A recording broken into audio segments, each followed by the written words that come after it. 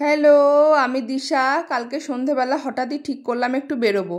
আমার বড় মা আর মা দুজনে মিলেই বললো যে শাঁখা পড়তে যাবো। আর এখানে আমাদের কুন্দিঘাটে অতটা ভালো শাঁখার দোকান নেই, আর থাকলেও খুব কম। সেই জন্য গিয়েছিলাম ত্রিবেণীতে, ওখানে শাঁখার কারখানা আছে, সেখানে যাবো বলে ঠিক করেছি। আর এদিকে আমার স্টুডেন্টদেরকে যেহেতু পড়ানো থাকে, এই সোম থেকে শুক্র আমি কোথাও বেরোতে পারি না। কিন্তু কি করব, ওদেরকে একটু তাড়াতাড়ি ছুটি দিয়ে টোটো ভাড়া করে গেছিলাম, যেহেতু দরকার দুজনেরই, কি করা পাবে, কিছু করার নেই।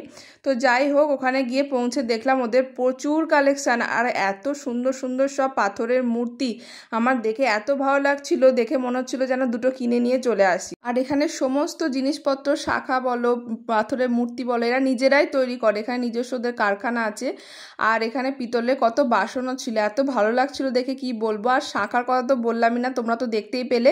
পুরো একটা শোকেস, পুরো দুটো তিনটে শোকেস ভর্তি শাঁখাতে, একদম পুরো ঠাসা একদম। আর মা, বড় মা দুজনে এখানে শাঁখা পরে খুব খুশি, ওদের পছন্দ মতোই হয়েছিল।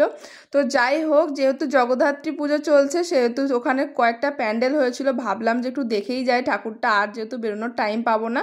আর এখানে মায়ের মুখটাতেও কি মিষ্টি হয়েছে, আর কি সুন্দর সুন্দর সব প্যান্ডেল করেছে। তো আবার আমাদের গ্রামে এখানে গোপালপুর শিবতলাতেও খুব সুন্দর ঠাকুর হয়, আর এই ঠাকুরটার মুখটা খুব মিষ্টি হয়েছে।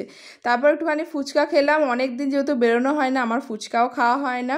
তো এই তো শেষ আজকের ভিডিওটা। তোমাদের কেমন লাগলো একটা ছোট্ট কমেন্ট করে জানিও, ভালো লাগলে একটা লাইক করে দিও। দেখা হচ্ছে নেক্সট ভিডিওয়।